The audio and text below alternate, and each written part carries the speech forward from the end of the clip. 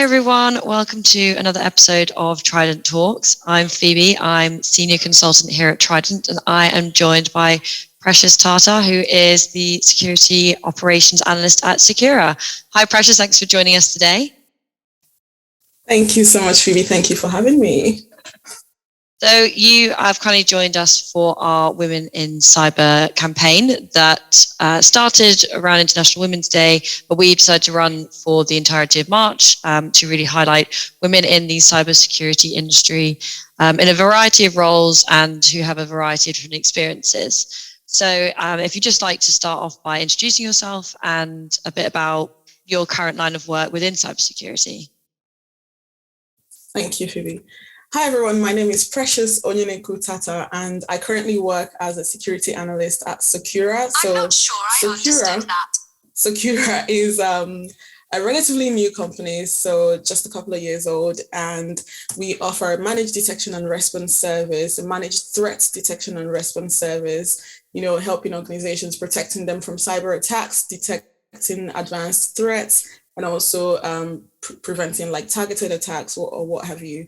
But we do this in a forward-thinking way. So, helping actually not only detect these attacks, but also preventing them from escalating, like containing the attacks and preventing further breaches and whatnot. But yes, that's what I do. And you're in the more technical side of cybersecurity. Obviously, like any industry, there's marketing, sales, the technical side, analysts. So how did you get into your career in cybersecurity? How did you come to find that of interest as your line of work? Yeah. That's the interesting part. So this is going to be fun. I joined, so a little bit about my background. I have a degree. My first degree was in accounting and finance. And then I went on to do a master's degree in cybersecurity.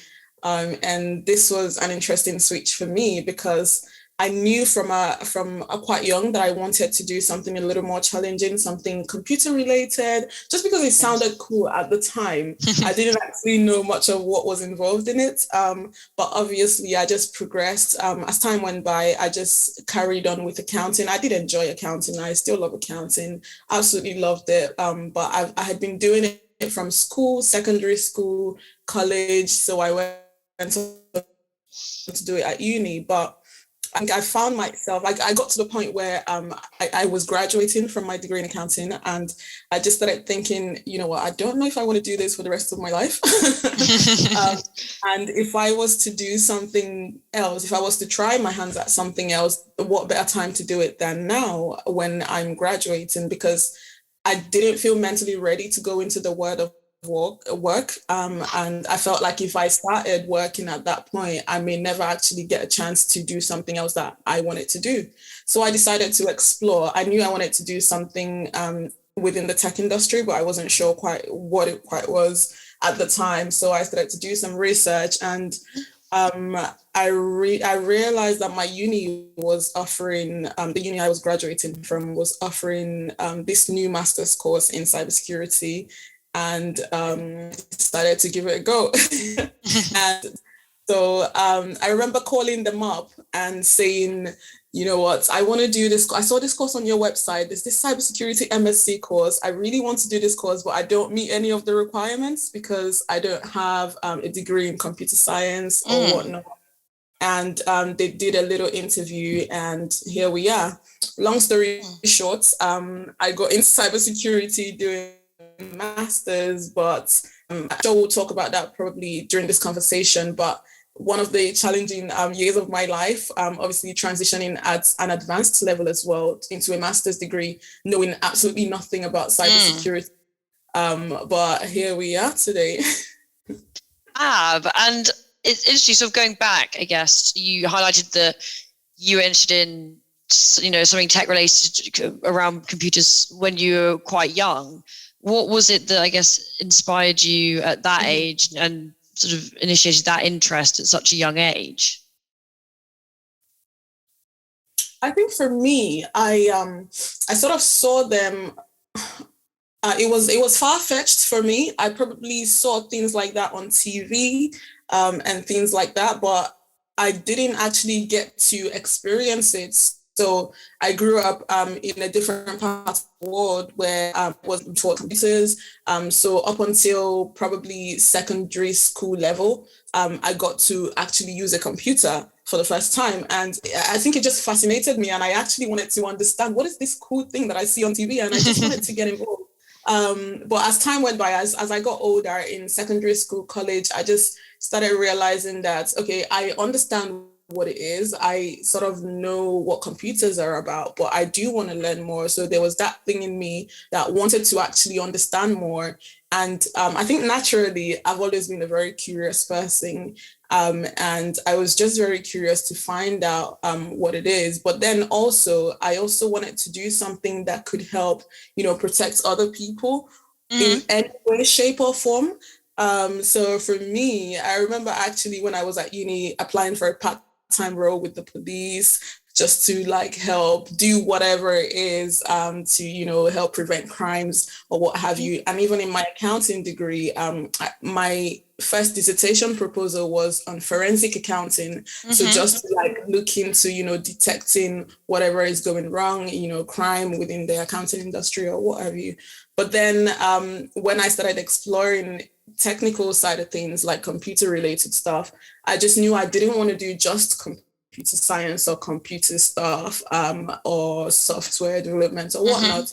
But then I wanted to actually go on the other end of it to actually protect rather than understand how it works. Obviously, it does help. Before you can protect, you need to understand what is going on. Yeah. But I decided to go towards the cybersecurity side because of that natural, curiosity to want to learn more and also want to protect other people no matter how I'm doing that.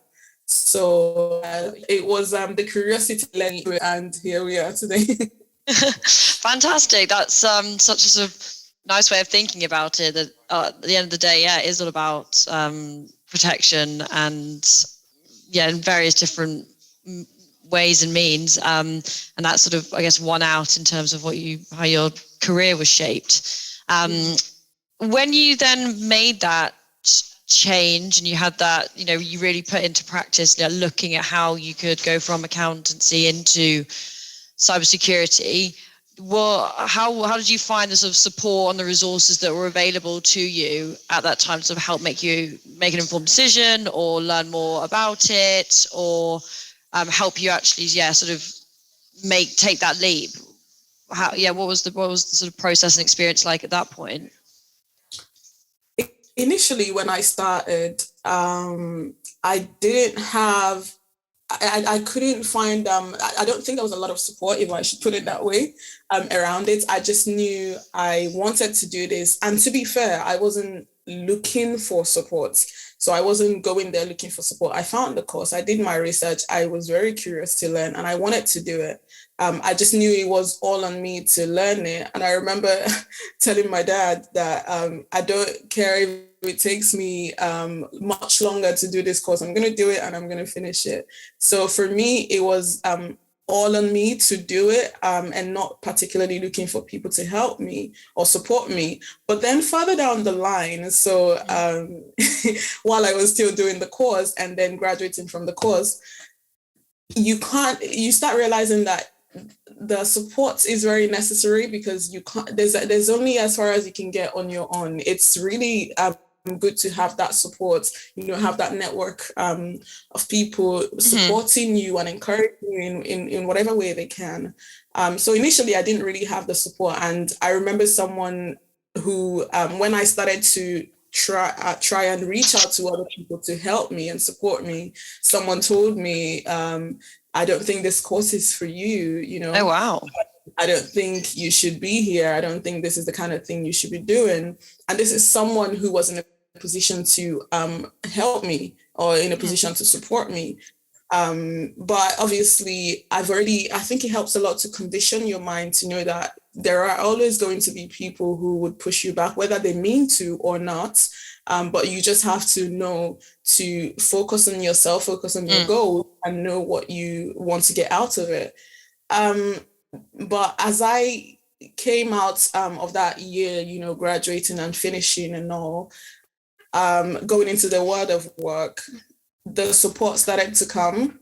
Sorry, let me take it a step back a little bit. While I was at uni, some of my lecturers were actually very supportive, and I don't take that for granted at all. So I had really supportive lecturers who were really amazing, really supportive, understanding that I don't know anything about this. And it was always challenging, trying to ask a question and feeling very stupid sometimes. Yeah, of course. For lack of a better word. Yeah, for lack of a better word. Also because, I was in a position where I was mainly the only person in the room who didn't have a background in anything related to computing at all. So I had to ask questions about what does this word mean? So to people, it might just be like, to other people in the room, it might be like ABCD, like just basic word. But to me, I don't understand, and I can't understand the concept if I don't understand the word. So I keep asking questions, but then some of my lecturers were very supportive. So like I said, I don't take that for granted. And also going into work as well, it was really good to have, people that don't even know you, and all these platforms offering free courses, for example, who want to get into cyber, which I definitely did take advantage of. And that was one of the very first things I did after finishing my course, was to get on an 8-week course that the government was offering. So it was it was a GCHQ training course of some sort, but it was being funded by the government, trying to support people who are trying to get into cyber. And that was the very first self-learning course I had to do. So I enrolled on the course, and I had to get get involved every morning for 8 weeks. So that support was really important. It was really helpful for me. And also knowing that I don't know who these people are, and it's just there to help you, to guide you. And I think there's a lot of support out there now creeping up and coming up that people really need to leverage on, because that definitely did help me. And yeah. Okay, fantastic. It's great to hear that there is support, and I see the amazing resources out there for people to encourage people into the industry. It's not easy. I mean, lots of people come to cyber late. It's quite a common career change, and it can feel very daunting, of course, to make such a big leap. And you're a fantastic example that, hard work and perseverance, you can do it if you want to. But yeah, going back, I guess, to what you were saying about you not even having, I guess, the basics, the sort of, the fundamental layer from like a computer science undergrad. It must have been quite frequent feelings of imposter syndrome, which we find is something that I think women suffer from quite a lot in general, but I can imagine that's something that probably played up even more in this sort of environment. And I guess as well, was it quite a male-dominated environment at university on your course as well?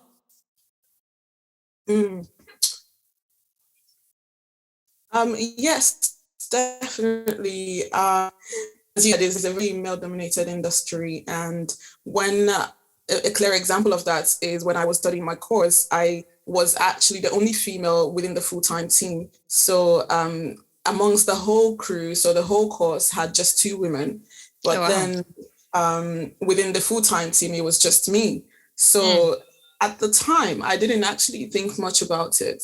So it was okay, because I think it just helps. I think I've said it before about having that just do it mentality. So I was just there to do what I came to do and leave.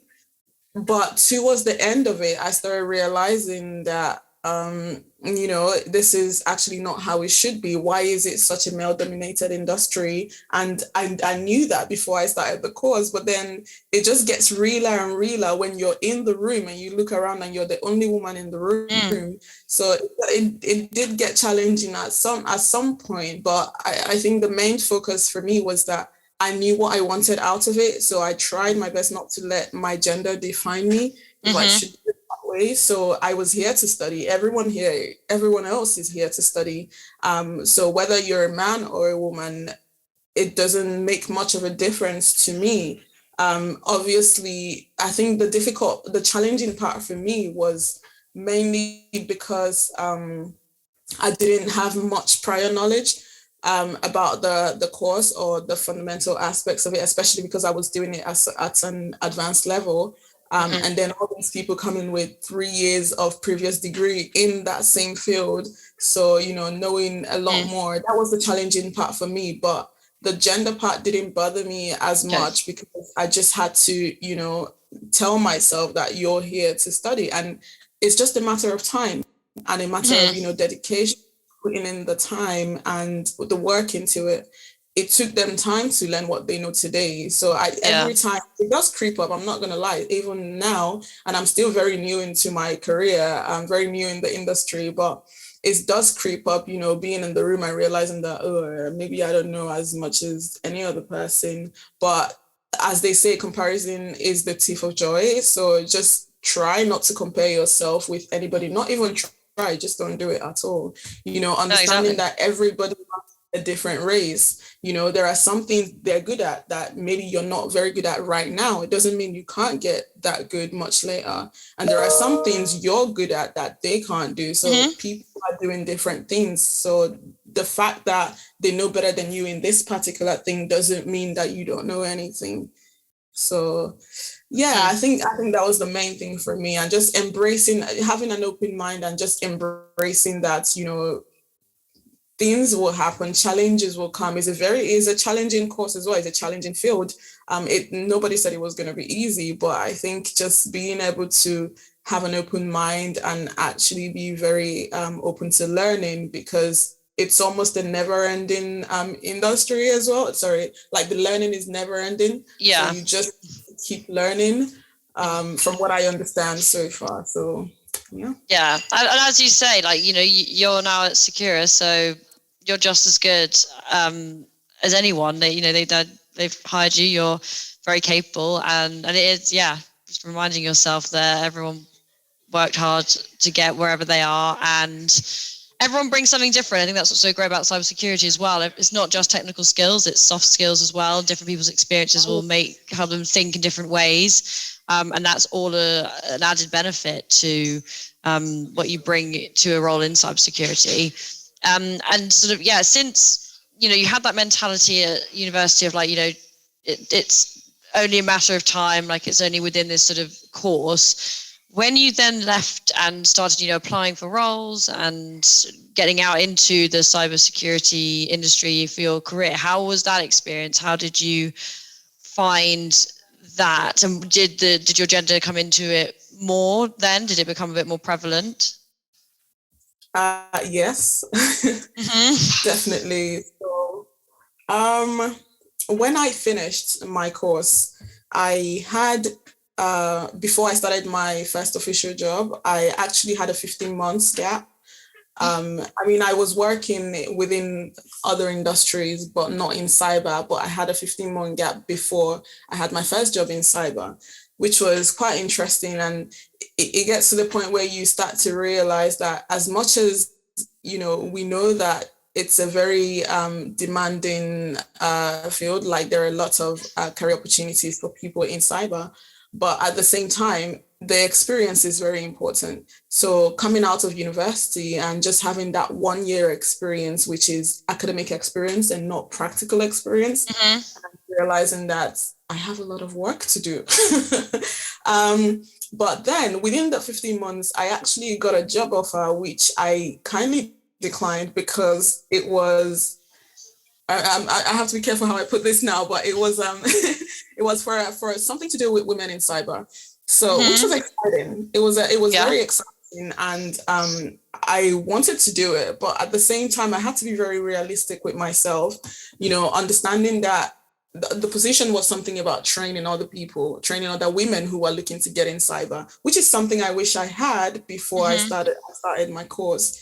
But I had to get to a point where I didn't feel very comfortable training people as much as I wanted to do that, but I didn't feel comfortable, coming out as, oh, I'm a woman in cyber, you should be a woman in cyber too, because I think it still has something to do with imposter syndrome at the time. Realizing that feeling like I don't know enough to train other people. Yeah. Do you get what I mean? Yeah, of course. Also, yeah, I had that challenge pushing me down at the time, and it was very tricky.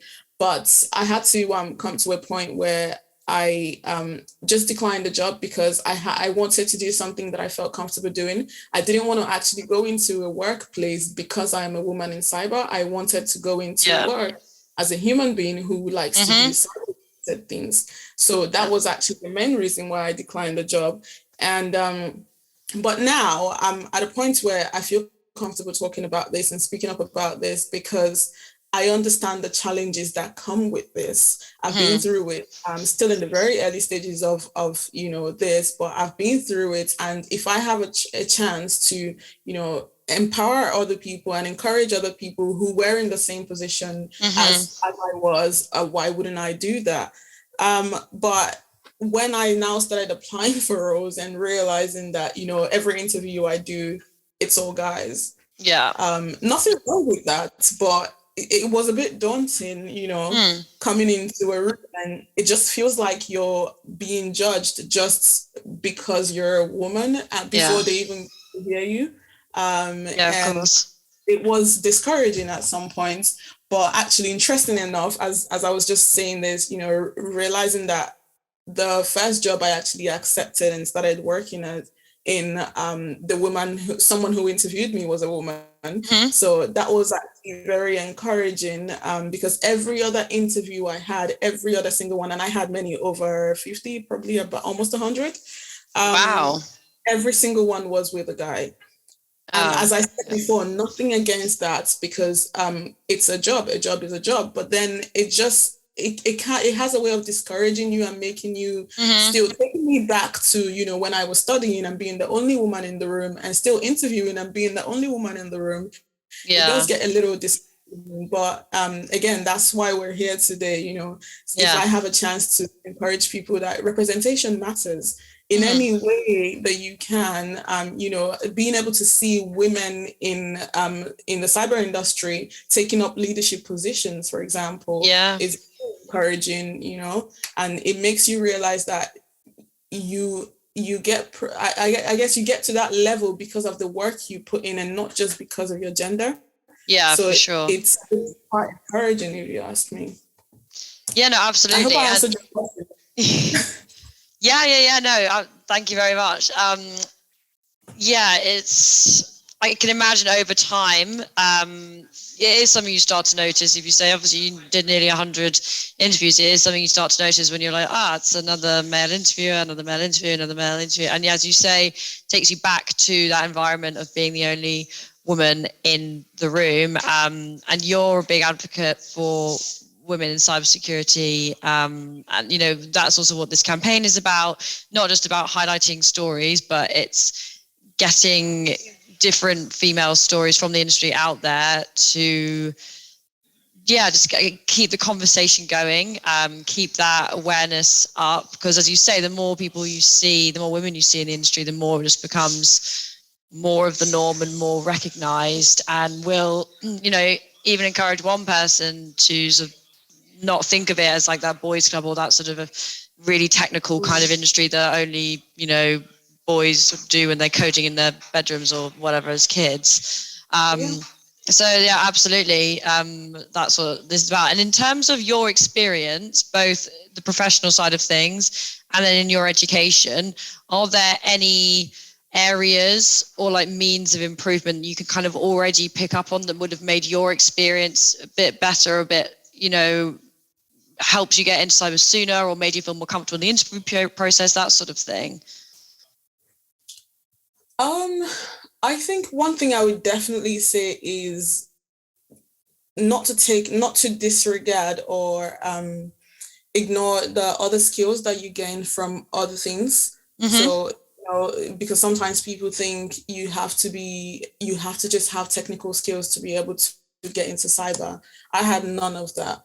And I'm still learning every day, but being able to gather skills from many different areas within my accounting degree, but also while I was running the Students' Union as the president of the Students' Union while I was there. So I had to understand that all these skills I'm actually seeing the use now, So when you're doing other things, or if you're transitioning from a different industry, it's very easy to just, feel a bit, I guess, have a bit of a low mood and not feel very eager to actually do that career because you feel like you lack the technical skills. But I think it's very good to sharpen your other skills as much as you're sharpening your technical skills. And that's something I didn't take it for granted, but I wish I took it even more seriously. So your ability to, communicate with people, because in this job, you're going to be able to communicate. You're going to have to be able to communicate with people and work as a team and things like that. But, also being focusing on learning. So just being able to learn wherever you can gather information from. As I said before, there's a lot of resources out there and there's very little time to learn so much. So the struggle now, the challenge now is actually being able to, learn as much as you can within the short period of time, because as you progress in your career, you get busier and busier. But it's when you have the time, and this is something I wish I did while I was at uni and before that as well, being able to do a lot of self-learning courses, learn as much as you can. You can even take certification exams while you're doing your master's. So now I want to do so much, but I have very little time or not as much time. But if I had to go back to uni, some of my certifications, which I already took, or the ones that I'm looking to take, I could have done them while at uni, because the environment helps, being able to speak to your lecturers or speak to your course mates. And at that point, take advantage of the time you have. I think that's what I'm trying to get at. So if you have the time before you actually start climbing the ladder and getting into the career, learn as much as you can. You can never learn too much. Yeah. And absolutely. everybody is still learning, even in this job. Even as new as I am to the industry, even some people who I work with who have been in the industry for many years, and you just keep learning from each other. And I think it does help a lot if you have that mind, that just do it mentality, mindset, and don't feel how should I put it? Don't feel laid back about learning because you feel like you don't know anything. There's no way to learn it if you don't actually do it. You just have to actually do it. I'm saying that right now like it's very easy to do because I did have my own struggles. Sometimes you're looking at something and you're looking at a video over and over again, or reading a book and it's not making sense. It does happen. But at the same time, you just have to persevere and just keep going and be resilient. Just have your, target in mind, have a goal of where you want to be, whether it takes you longer, don't compare your journey with anybody else's journey, whether it takes you longer, whether it takes you shorter, just do what you have to do. And as you say. And I think your journey is a fantastic example for people to hear that it is possible to make that career change into cybersecurity. You don't have to have been building computers since you were 2 years old, and you don't have to know Python and all those sorts of skill sets. You went into your master's not knowing anything about cyber, and look at you now. So I think it's absolutely fantastic. that as a message as well, that like it's never too late to learn. It does, hard work. You have to put it in. And I think that's just a fantastic thing for people to hear, that it is possible. And as you say, you can never learn too much. I think the great thing about cybersecurity as an industry as well is that even the people at the top who've been doing it for years and years and years still are learning, because it's such a fast moving industry. New things are coming out every day. So that can almost kind of negate the feeling of, I'm never going to learn everything, because even the best don't know everything. So I think it's fantastic that you've come on and spoken to us about your experience and shown that there are no limits, and don't undersell yourself as well. As you say, soft skills are very undervalued, or you can undervalue them in yourself. And as you say, being able to communicate, or just things like, time management, those sorts of things are invaluable and are just as important in this industry. Yeah. Definitely, as you just said, cybersecurity is a very broad area. So that's another thing, because sometimes I think people subject themselves to a certain area, or you think it's all technical all around. There are very many areas with cyber, and not everyone has to go into the technical area. Sometimes when you're starting out, you might just have to do a little bit of that, but further down the line, you can actually figure out what you want to do and what you feel much more suited to. And that's how I guess that's where we are today. And I just really want to encourage anybody who is looking to make this transition. I've spoken to many young people, myself, and women especially, and it's the same struggle I had.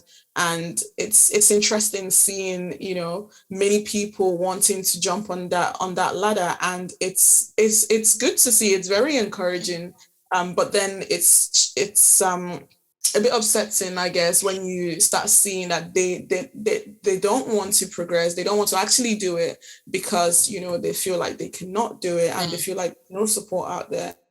So it is really powerful. It's a really powerful movement I'm seeing, and what you guys are doing right now, what you're doing at Trident, is really good. Bringing together a bunch of women to talk about a career in cyber, I think is really encouraging, and it's going to help much more women get into that. Because if you ask me, cybersecurity is something anyone can learn at whatever level, whatever stage you are in your career. You just have to actually be willing to, step out of your comfort zone, and willing to accept whatever life throws at you, accept the challenge, because it doesn't really matter where you are in life, to be fair. You're always going to face a challenge or two at some point. So might as well take it on now. Yeah, absolutely. No, fantastic message. And thank you so much, Precious, for coming on and speaking to me about your journey. I think, as I said, it's a fantastic example that anything's possible if you put your mind to it, as cheesy as that sounds. And we want to encourage more women into the industry, but also anyone who's looking to get into cyber. It is possible, and you're the perfect example. So thank you so much for talking to me and being part of our Women in Cyber campaign. Thank you so much, Phoebe. Thank you very much for having me.